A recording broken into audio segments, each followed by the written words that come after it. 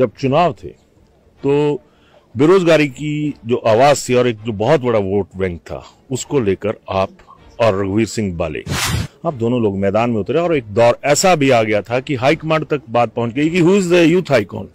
और आज आप कैबिनेट मिनिस्टर हैं, बट जो दूसरे हैं वो उनके पास कैबिनेट रैंक है, क्योंकि बेरोजगार बाहर ये बोल रहा है कि विक्रमादित्य सिंह आप याद कीजिए कि आपने क्या वायदे किए थे और अब हमारे साथ क्या हो रहा है। तो कमियां रह जाती है, मैं नहीं कह रहा हूँ सारे काम पूरे हो जाते हैं, मगर प्रयास निरंतर जारी है।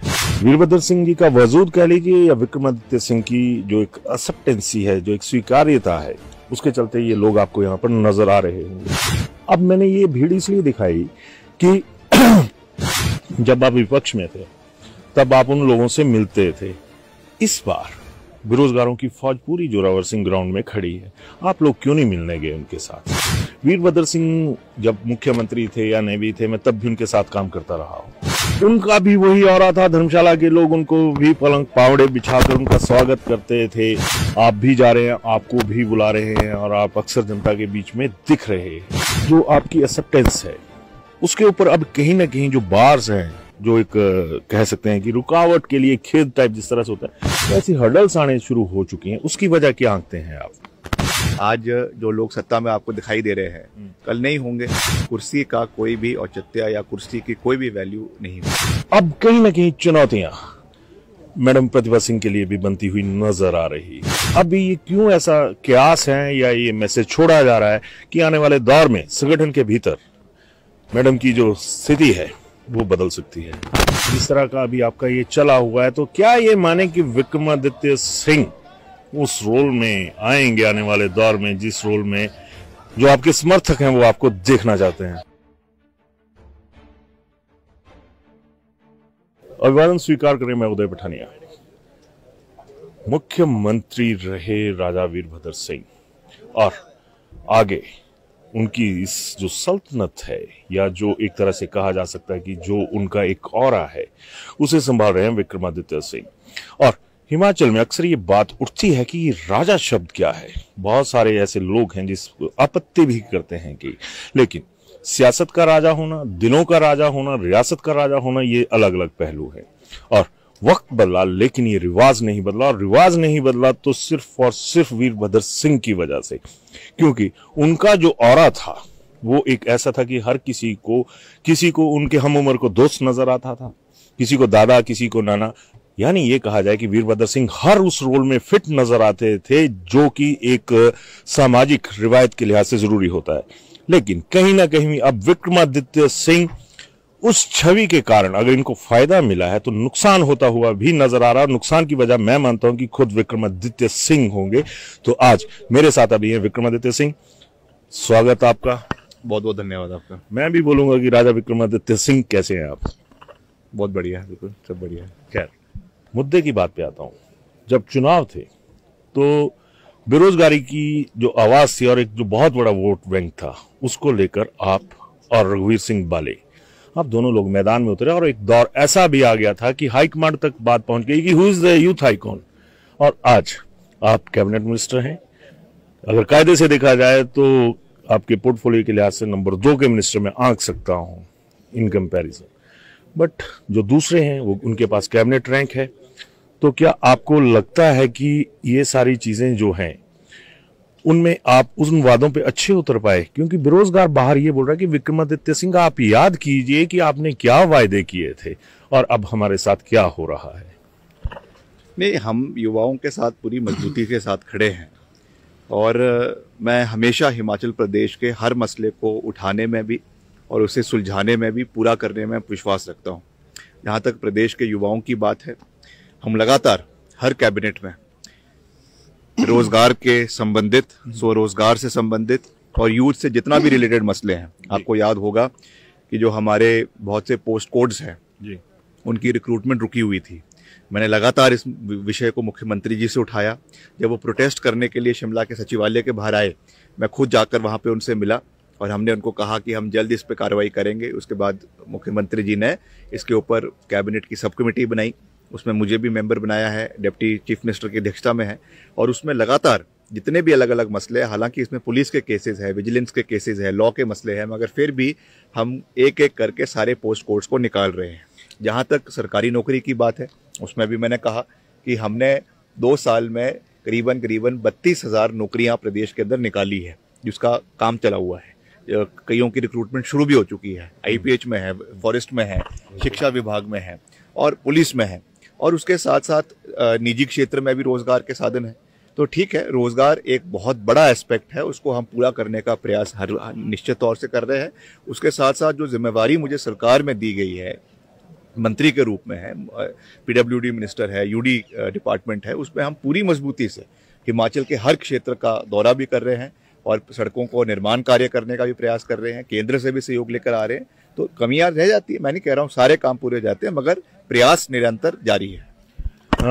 अगले सवाल से पहले विशाल, मैं चाहूंगा कि आप ये थोड़ा सा इस तरफ दिखाइएगा।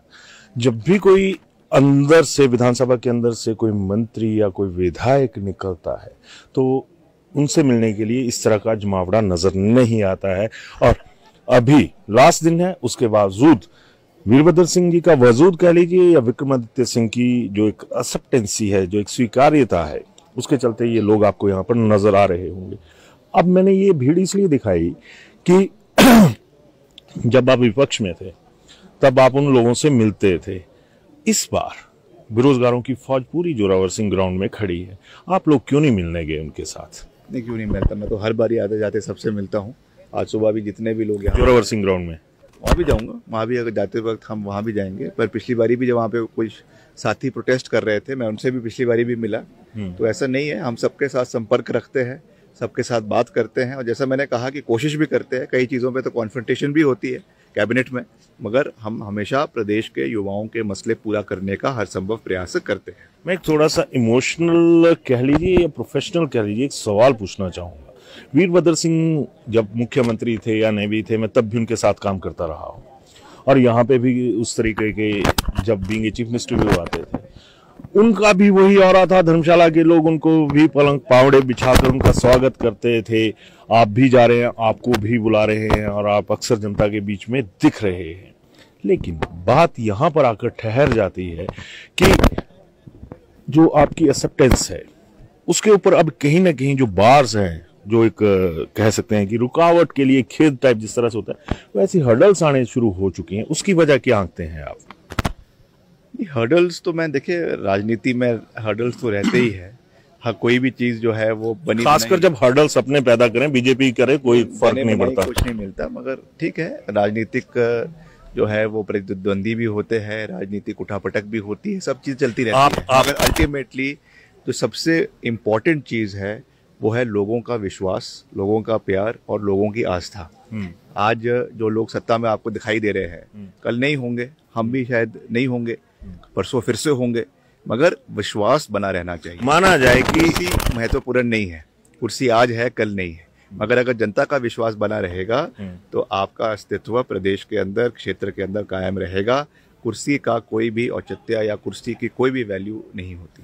अब ऐसा लग रहा है कि जिस तरह से एक दौर था कि वीरभद्र सिंह ही कांग्रेस, कांग्रेस ही वीरभद्र सिंह, और आप उस माहौल में रहे भी हो, तो अब कहीं ना कहीं चुनौतियां मैडम प्रतिभा सिंह के लिए भी बनती हुई नजर आ रही है। और अगर देखा जाए तो इस बात में कहीं कोई गलत नहीं होगा, ये नहीं आप सोचिएगा कि मैं आपके मुंह पे ये चीज बोल रहा हूं, ये एक सच्चाई भी है कि अगर लोगों को देखना हो, अगर एक लीडरशिप का ऑरा देखना हो, तो उसमें आप और आपकी माताजी का कहीं ना कहीं एक, बिकॉज ऑफ वीरभद्र सिंह, एक अहम रोल माना जा रहा है।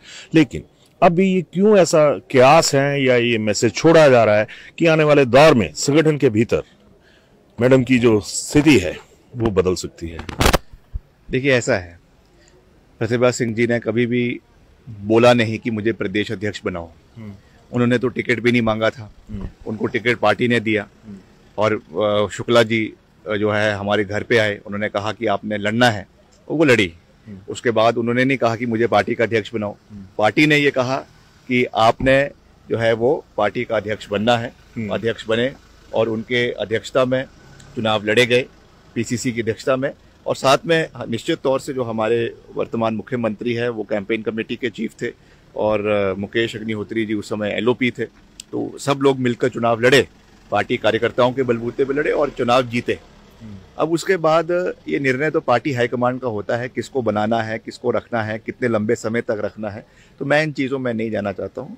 जब तक वो है, नहीं है तो नहीं है। तो इसमें ऐसी कोई वो नहीं है कि ये राजनीतिक शिकार है या राजनीति का मसला है, मगर जो जिम्मेवारी पार्टी ने दी है उसको पूरा करने का पूरा प्रयास पहले भी किया है और आगे भी करते रहेंगे। लास्ट सवाल, क्योंकि अभी अंदर हरकत बढ़ गई है।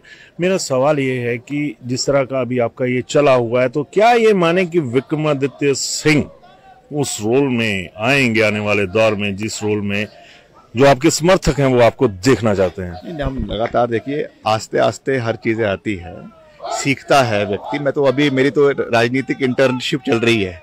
ये पीरियड तो मैं समझता हूँ कि ग्रेस पीरियड है। अभी जो असली दौर है वो तो आना है। ये तो अभी हम जो है सबसे सीख रहे हैं, विपक्ष के लोगों से भी सीख रहे हैं, प्रतिपक्ष के लोगों से भी सीख रहे हैं और एडमिनिस्ट्रेशन का भी स्वाद ले रहे हैं।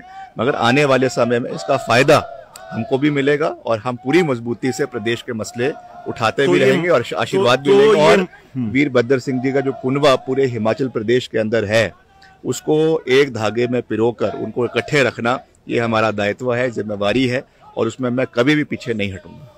धन्यवाद विक्रमादित्य सिंह और हार्दिक शुभकामनाएं भाई। क्योंकि एक बात कही थी, मेरा सवाल था, इनसे जवाब पहले आ गया कि विक्रमादित्य सिंह को क्या उस रोल में देखा जा सकता है जिस रोल में इनके पिताजी रहे हैं। तो जाहिर सी बात है, हर कोई जानता है कि वीरभद्र सिंह जी का जो वजूद है वो कैसा रहा है। जंग जारी है।